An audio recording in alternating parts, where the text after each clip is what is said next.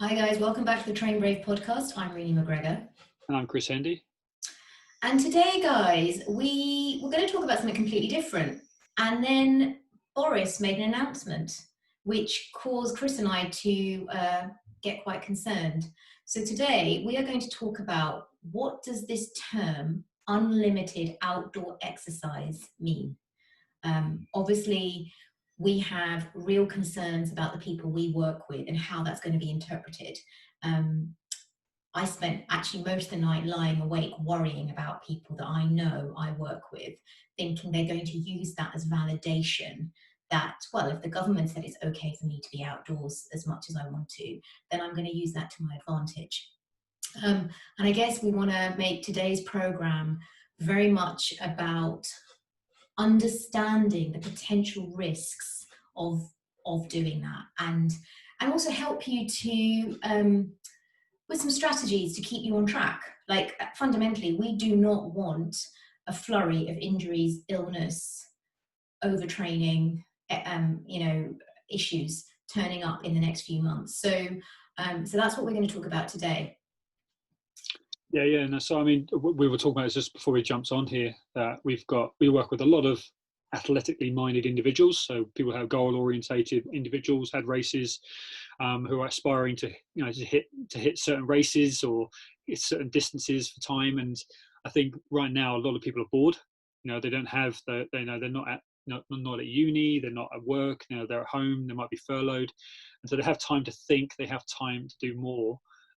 Now they've kind of got this green light to get going and do more potentially. And I know there's a lot of my guys who always have aspirations to kind of run longer, to potentially do certain events, do as longer events, and they hadn't had the time to do it before.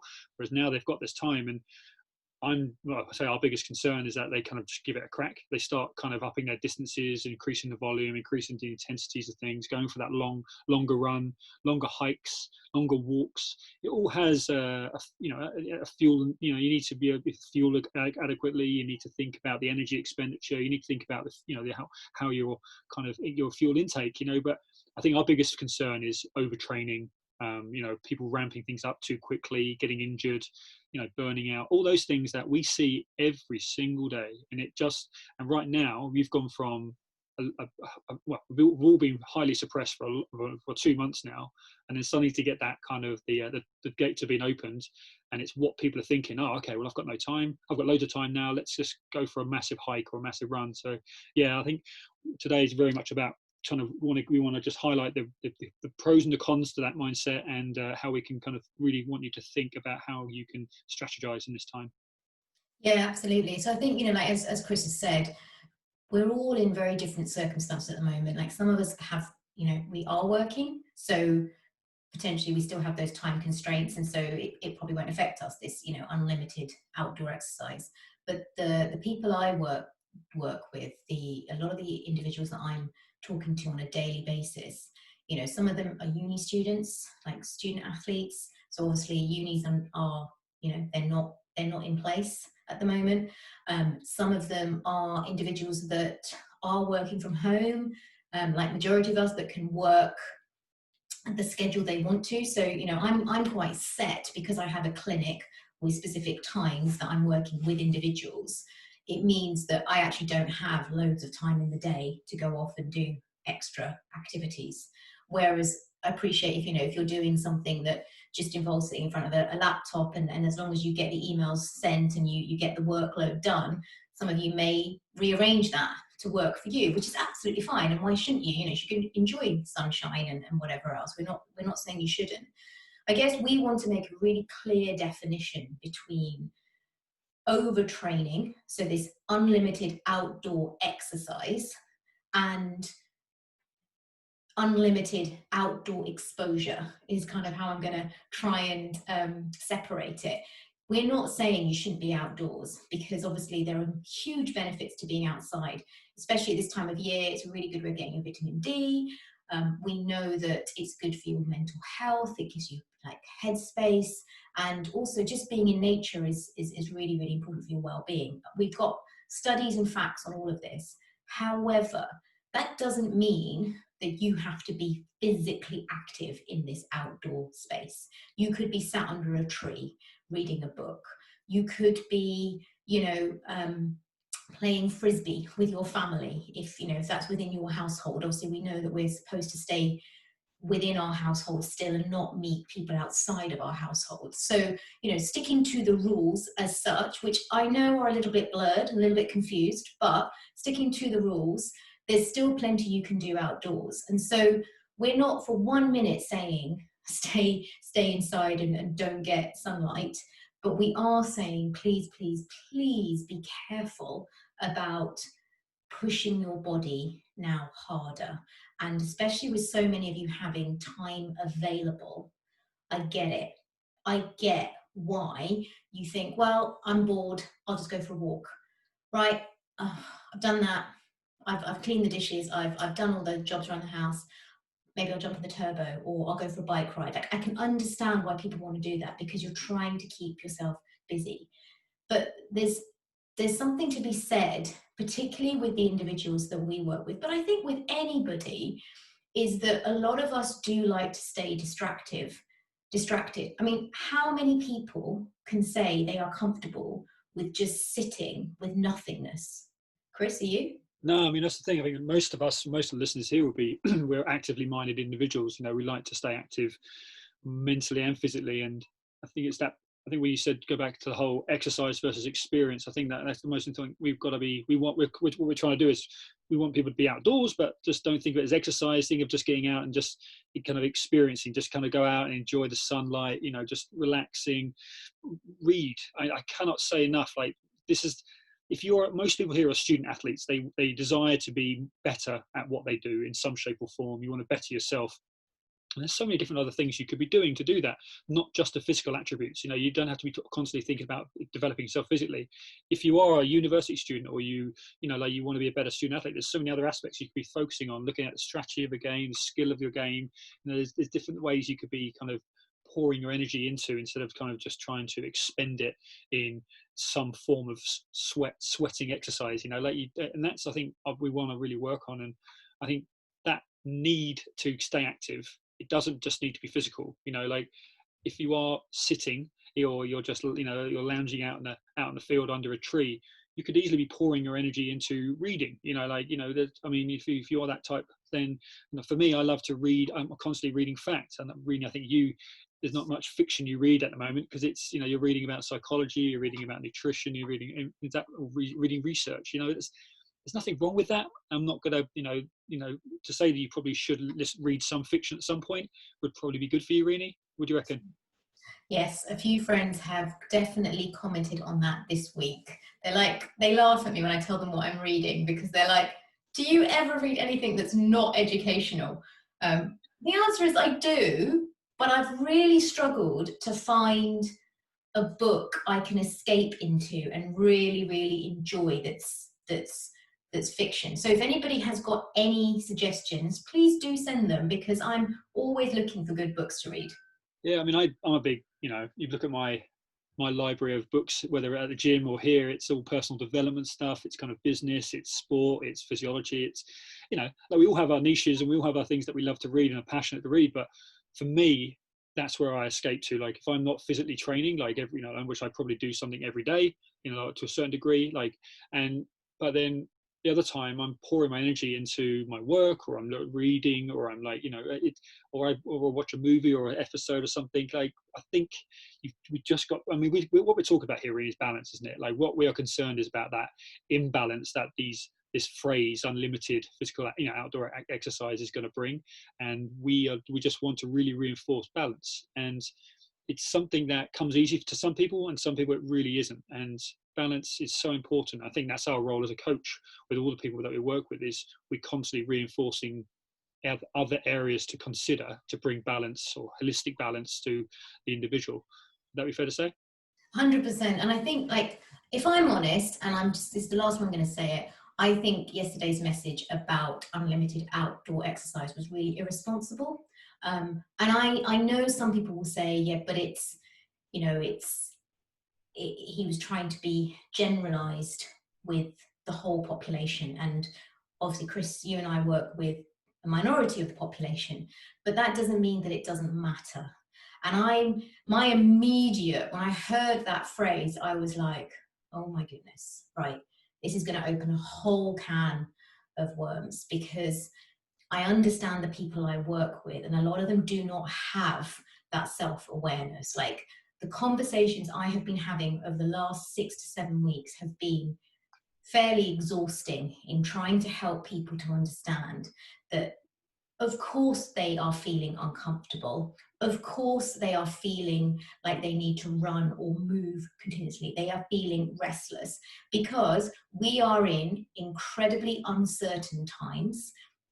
We have no direction, even less of a direction from yesterday's announcement. We have no direction. Everybody's lives has changed in the last 7 weeks. A lot of people are experiencing loss of the life that they had, but also loss of the future they thought they were going to have, whether that is adventure racing experiences, education, doing exams. Like, there were so many of you who thought you were going to graduate this year and go to a job, and now there's like this massive question mark over, well, is that going to happen?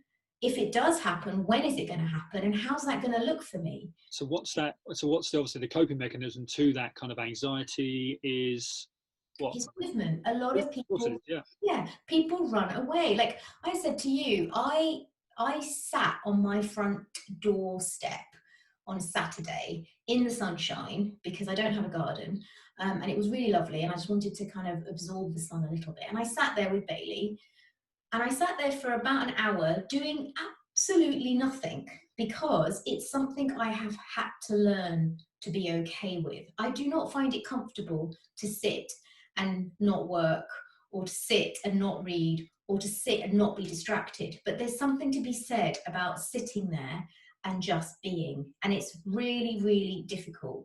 But that's what a lot of you don't understand. And because you've constantly been moving, you've always distracted yourself.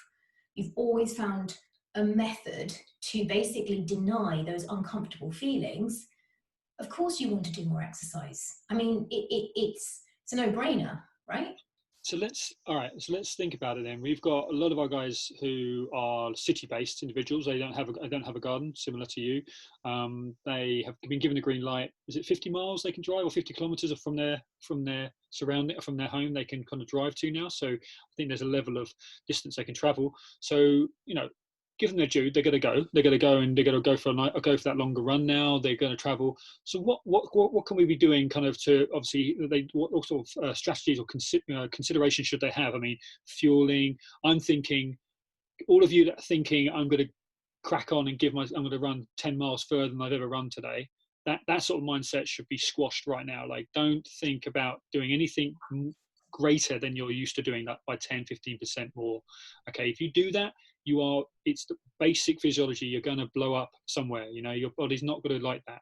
So if you are thinking about doing double what you normally do, that's kind of foolish thinking. So you want to make sure that you're kind of have some maturity to the things that you're kind of considering. So if you want to obviously get outside and do more outside, then just strip it right back and think, okay, I'm going to go for a walk instead of trying to go for that extra 20-mile run. Like, just think about how you're going to moderate these emotions, because I got a little bit excited yesterday when I heard that, when he announced it. I was like, oh, cool, okay, so now I can go out for longer now, and everyone's going to have those emotions, but it's stepping back and going, okay, what does that look like? What can I do? So going back to what I said at the beginning of Irene, was, if someone does goes out for the day, or goes out for a longer period of time, what could they be doing? Taking food with them, obviously thinking about the fueling things. Yeah, I mean, obviously fueling is really, really critical, but I think one thing I want to make very, very clear, fueling is not the answer to doing more. Like, I get so many people contacting me saying, well, if I carry on training at this level, but I just eat more, is that going to help me get my hormones regulated? Is that going to help me to get back to get balance back physiologically? And the answer is no. So you've got to remember that those of you who are in a bit of a deficit already, those of you whose bodies are not functioning optimally because you've already done too much and underfueled, your body is in a red, like it's in the red zone, okay? you cannot change that just by eating more but maintain the same amount of exercise. You have to change the balance. You have to flip the seesaw. So actually you're giving the body the rest it needs, and you're giving the fueling that it so desperately needs because it's in such a big deficit. Like, I think that's so important to tell people, because honestly, I think I got 50 emails last week, people asking me that question. Like, is it okay for me to carry on training if I just try and eat more?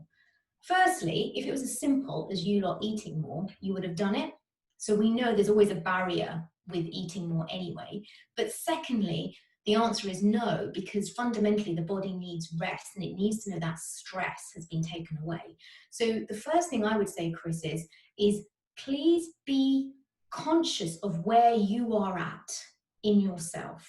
You know, be honest with yourself, be realistic with yourself. Like, I know, and I said this last week, I know I have a tendency to overdo things if I'm not careful, which is why I talk to you, so I have someone to be accountable to. It's why I talk to my friends, you know, because I need someone to be accountable to, because it's very, very easy, particularly because I am on my own. I don't have a partner, so I don't have somebody who's checking in on me and saying, you know, you've just come back from a run, have you fueled? Or you went out for a run this morning, why are you going out again? I don't have that.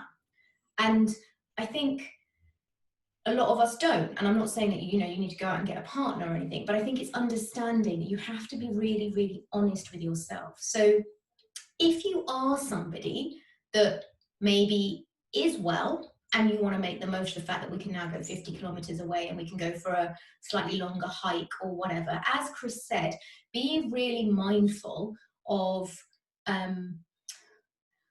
what the kind of the effort is on your body, the strain and stress of that. And yeah, think about your fueling, hydration, salt losses if it's hot, like that's a big thing, right? And yeah, carbohydrate intake, because your body needs fuel to do these extra things. But that's not me giving you the green light to go out and do loads at all. I still think you need to really, really respect where your body is and be honest with yourself. You know you are doing too much already. It doesn't matter how capable you feel, because let's face it, we all feel like we can keep pushing. You've got to be honest, and you need to think about the signs of whether your body is functioning properly or not. Yeah, and I think ones we've worked with, ones obviously you're working with, where they're clearly in a particular place, they're clearly in a deficit right now. You need to accept that, and obviously take this increase in outdoor activity, outdoor experience, and use it as a more time to recover. Like, you know, get outside, absorb vitamin D, but you've got to recover, because right now you're still in a place where you should be recovering more than you've done more training than your body can handle, and that's why you're in this position. So now your obsession should be going back to staying with recovery, laying your body at that, to let your body recover, come back, find that homeostasis again. Because right now, obviously, any type of walking, guys, I can't believe how many of you think walking is like walking for 3 hours is not exercise. Like, so many of you still consider like, oh, but you know, what is it's all work. It's all work, and and you've got to understand that and respect that. And so, yeah, echoing what you're saying there, really, if you're in a deficit right now and you know that you are looking to kind of establish that equilibrium again, you should not be expending anything. You know, you should be looking to get outside, absorb it. You know, absorb the fresh air, get in front of that sun, but don't see it as exercise. See it as a chance just to get in front of a book. You know, just enjoy walking, being in the park or being in the field, or, you know, whatever, being by the river, just absorb nature. Because I think you've got to understand recovery should be everything to you right now. Yeah. And how you approach that, it's got to be individual to you. Yeah, and I think just to kind of add on to that is that, remember, the body doesn't see work in a different way. So, you know, like if you're walking, if you're going up and down the stairs a lot in your job, and this is why people who have active jobs often don't realize they're in deficit when they're training as well, because their job is so demanding physically. The body doesn't differentiate between training, what you think of as training, and movement. It counts it all the same. So it's kind of working against that. The other thing that I think we need to really highlight, because it's going to be a problem, because it has been, is social comparison. right? So I know a lot of you will find, you'll listen to this and you'll go, yep, yep, Chris and Rini are making sense, absolutely making sense. And I need to be really careful because, you know, I've been in a hole before, I'm getting myself out of it. And what's the point of going back down that hole again? Because it's, you know, it's made me miss out on so many opportunities. However, at the same time, you'll probably be scrolling Instagram and you will compare yourself to other people who probably will make the most of this unlimited outdoor exercise. And I want to talk to you a little bit about comparison, right? So the problem with comparison is whether it's upwardly, so if you're looking up to somebody and comparing yourself because you're feeling like you're not worthy, or even the opposite, you're somebody that actually feels superior to somebody else and you downwardly compare, because there are individuals like that as well. The problem is, as soon as you kind of put that onus on something, as soon as you are making that comparison to somebody else, you're also setting yourself up to need continual external validation that you need to keep proving your worth, you know? And this is the problem. Like, a lot of you that struggle with difficult relationships with exercise particularly do, because it's your way of trying to demonstrate your worth. You know, it's something I'm good at, it's something I can improve at, it's something I can achieve at. And so you push and push and push, and push doesn't mean more, like, it doesn't mean better. You know, doing more does not mean that you are going to suddenly be the next best triathlete or the next best runner. Like, how many people, Chris, have we seen in our clinic who have not managed their expectations, have had this mindset that they just keep pushing, like hard work, graft, that's what pays off. And yet now they're probably still in their mid to late 20s. And actually, there's a question mark over whether they can get back to where they could have been if they had been a little bit more mindful and balanced in their approach. It's balance, isn't it? It always comes back to the balance. Like, the best people I've ever worked with and been around, they have that ability, and I guess it's a network they have around them, but they also have that balance. It's, you know, it's obviously it's to where they've come from in their life or whatever, but they have that ability to know when to shut things down. They know when to not push. They know when to lie on the couch and just crash out and have a good sleep. You know, just to let their body, you know, dial it back. They know when to have a beer or have something, you know, something good, get some good food into them. They know when to just go out and have a social, you know, go you know, get a social event. And we're talking about the elite performers, you know, people who are you know, trained. Don't get me wrong, they are training full-time hours, you know, 20, 30, 40 hours a week. You know, they're hard game, but they also know how to dial it back, and they know all those other aspects of being an athlete. And you know, when they are having downtime, yes, they probably are still wired to a certain degree. They're still looking, but they're looking at, you know, they're probably looking at tactics. They're looking at their nutrition. They're looking at how they could improve their recovery strategies. You know, in terms of compression, in terms of ice and heat, and you know, these are the guys who, yes, they are still obsessive. I mean, they're still, and that's the thing. Don't forget, like, being great at something, being elite, which you are obsessive by nature. You know, you do always think about the thing that you love, but they still have balance to a certain degree, as in they know that it's not just about pushing all the time. If you push all the time, no one can sustain it, and everyone breaks. Everyone's going to break, mentally, physically, physiologically, whatever. And so balance is everything, and that's obviously what we as a coaches look to constantly kind of nudge people in the right direction, keep them on that track, keep them on the tracks. But the best I've ever worked with have that internal compass themselves, and they know when they to back off. And the ones that don't don't listen to those internal thoughts, kind of try and blast through them, they're the ones that we generally end up in front of us, either physically broken, or obviously with people like you said, with yourself, who are struggling obviously to find that equilibrium again. Yeah, no, absolutely. And I think, you know, balance, we use this term balance, but what that means is you know, is kind of like, it's having, I think we talked about it on the live last week, but it's thinking about your life as a pie chart, and kind of the key areas of your life, like the training, your work, your family, your partner, your social life, whatever, like it's looking at your interests, and it's like, are you spending equal amounts of time on this? Or if you're having to obviously spend more time in training when you're working towards a goal, are you then basically pulling that segment of your pie chart right back once that event is over, so you can then concentrate on the other things? Like I'm quite a visual person, so for me that's really important, like thinking about it in a pie chart form. And it might be helpful for some of you to actually just think about your life like that. Like I've done it with a couple of clients when we're trying to help them establish a better relationship with food and exercise. Is how much time do you spend focusing on food? How much time do you spend focusing on exercise? And often we'll find like they're big segments, and then there's a tiny little segment for friendships and family. And it's like, is that balance? That's definitely not balance. So how do we change that? How do we make those segments a lot more even? So that might be something to think about. I guess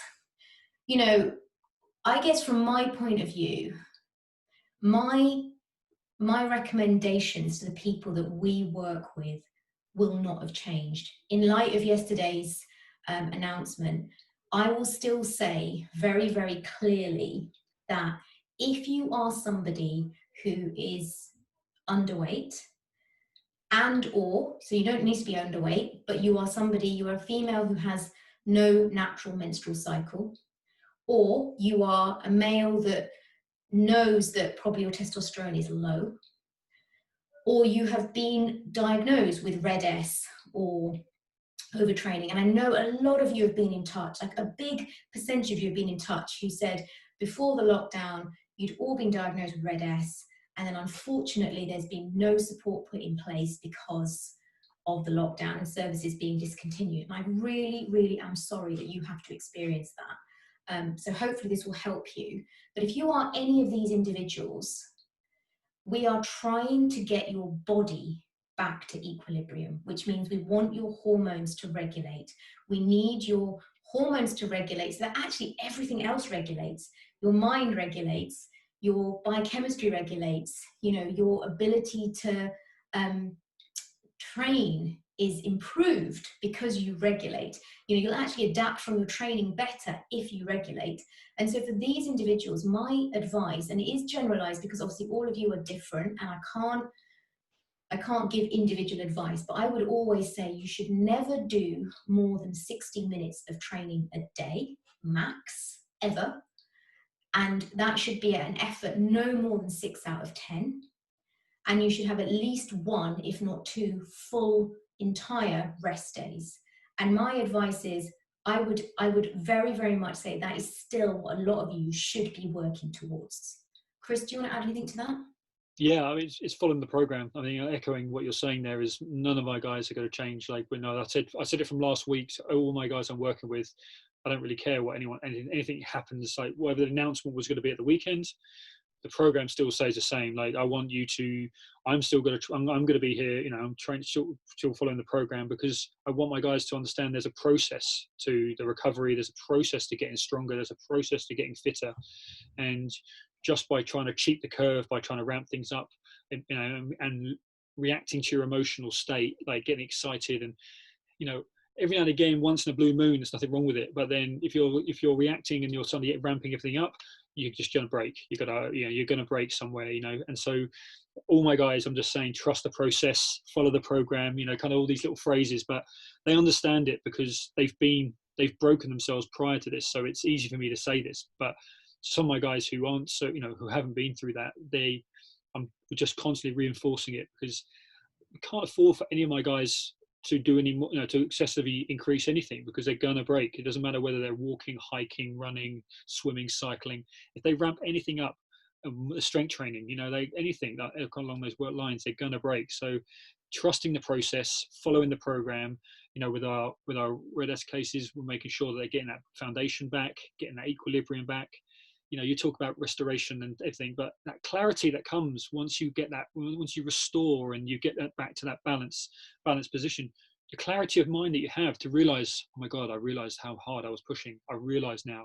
And I think we're going to get Polly on in a couple of weeks' time, aren't we? And she'll echo this. Like, last night we had this conversation because we talked about this over dinner, how her old state, her professional triathlete mindset would have been like, awesome, back on the bike, let's go for, like, and now she was saying last night, like, I know how my mind would have thought back then, but now she has this clarity because she's restored, and she's kind of back to, she found her equilibrium. So it's, there's so much clarity in bringing that, in finding that balance again. But guys, all of you have got to trust the process. If you're working with myself, Rini, or another professional, then you've just got to trust the process, follow the program, stick to it.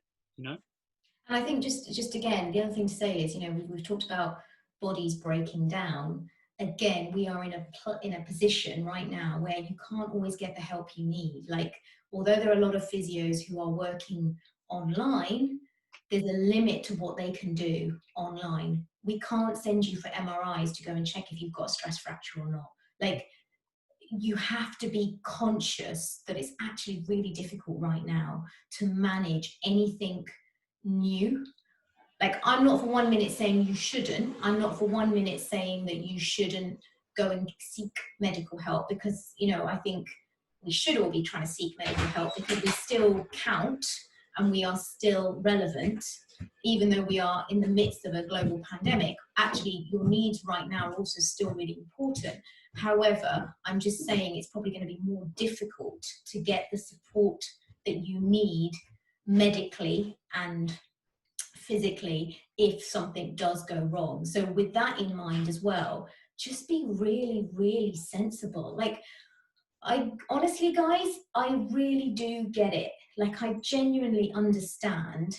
Like, life feels very, very messy right now. Like, I've definitely found myself experiencing emotions and physical feelings that I haven't for a very long time, because I've been so balanced and had no issues. But the situation we're in at the moment, where anxiety is heightened, and life is not quite how we predicted it to be, has created some chaos. And I understand when I feel chaotic, I have this physical discomfort that I'm now very, very aware of. And I think that's the thing, is that because I have awareness, I can then talk to people about it. So I can pick up the phone to Chris and say, yeah, I'm really struggling today. I've got this real need to just go and like beast it, or whatever. Or I can pick up the phone to a friend and go, I really want to go and do an extra run, but I know that's not what I need because, my foot's a little bit sore, or whatever it might be. But because I have an awareness, I'm able to manage that well. And I suppose one of the things I want you to maybe take away from this podcast is, can you have a look at your behaviors that are going on for you right now and appreciate where they're coming from? Because, we've talked about this before, but we are not our emotions and we are not our feelings. We own them, but we very easily become them. So I know a lot of you are saying to me, but if I just sit around, I'm doing a lot more just sitting around, and I'm bored, and it makes me feel lazy. A lot of you are saying it makes me feel lazy. Like, when you say that, you've basically taken on that label of I am lazy. And yet I know every single one of you that I work with, there is not a single person that I would call inherently lazy in any form or manner. And so again, if you change the language, and we've talked about this as well, the language you use with yourself is so important. But if you change the language you use and you go, I am noticing that I feel lazy, it separates you from it, and you can go, okay, I'm noticing that. So yeah, I'm uncomfortable with sitting still, but what does that tell me? Right? You start to explore it.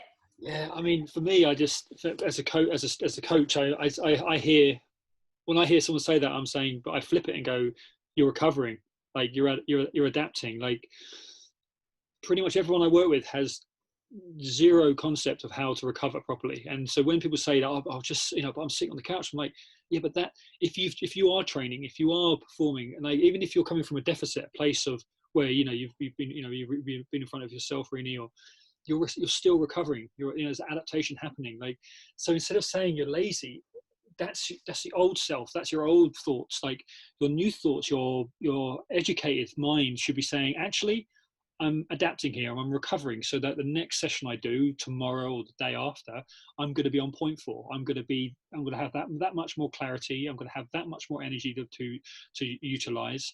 I'm going to be that more efficient when I perform X, Y, or Z. So, like, all of you are awful at recovering. Like, there is, like, they, in a sense, like, you're terrible at kind of, being able to be static and, like, control, like, your mind. And what you've got to remember is, like, physiologically, all of you are just you're just churning all the time, and your body needs to sleep. It needs 8-9 hours. It needs fueling. It needs the body just that to bring balance to it, so it allows that all that muscle tissue to regrow. It needs that, it to repair, etc. So I think in terms of, like, the language you use, flip it. I go, yeah. When someone says that to me, I'm like, no, you're not. You're recovering, because I want you ready for tomorrow. Because I've got a big session for you tomorrow. Like, I want you to hit that new set of reps. Like, whenever you talk to me, Rini, I'm saying, yeah, but you recovered, aren't you? How do you feel today? And you're like, yeah, but I feel sharp today, Chris. I'm like, yes, because you took yesterday off, or you didn't do half as much yesterday.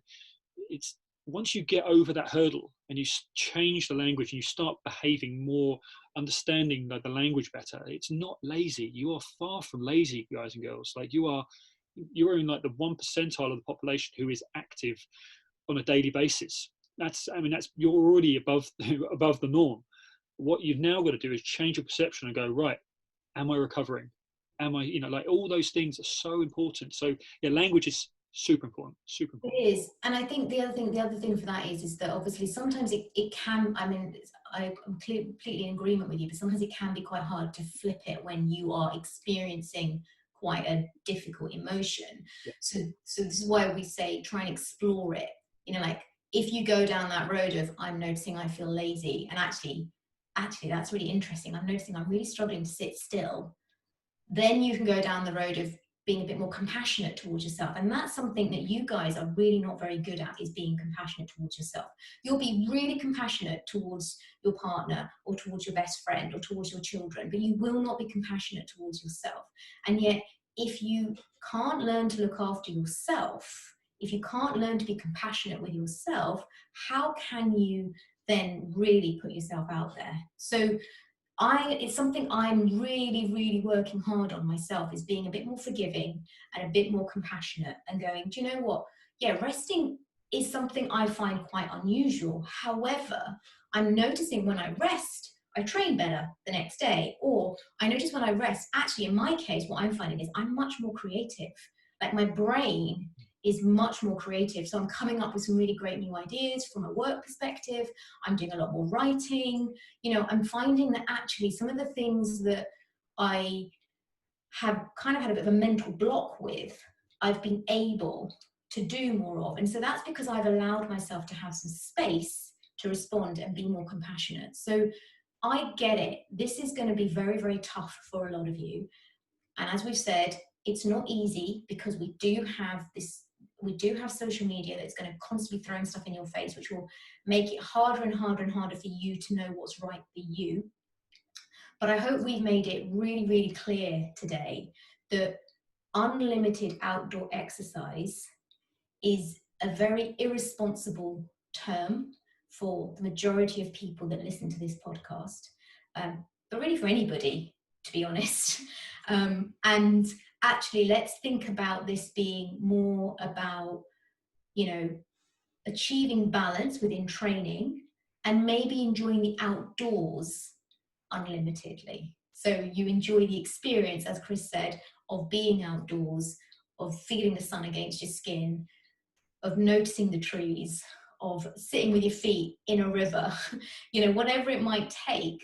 But it's really important to understand your body will not be able to maintain a huge amount of physical activity if you push it too hard for too long. Yeah, I think if you've got that hunger as an athlete and you want to come out of this, if you really truly want to come out of this time where, like, similar to where you're at, or even better to where you're at, it's not just about the physical exertion. That you can come out of this better educated, better recovered. There's so many other aspects to your physical state and mental state that you could be working on that isn't just about working harder. You could be putting more energy into understanding the sport that you're playing, understanding recovery better, understanding your fueling and nutrition better, than the mental game, the strategy, the S&C. Like, are you doing it? What are you missing? What could you be doing better? The programming, could it be better? Could you be having a better conversation with your coaches? I mean, so I think, just to kind of summarize, I just want you guys to think it's not all about more work. There's so many other aspects to improve on that don't need all that energy expenditure. Yeah, so I think, all we've really got left to say is we've got this little slogan that we hope to see more and more of you using, but obviously train brave, train safe, and be a more sustainable athlete. Love it. All right, guys, we'll speak to you soon, eh? Yep, speak to you soon. Cheers, guys.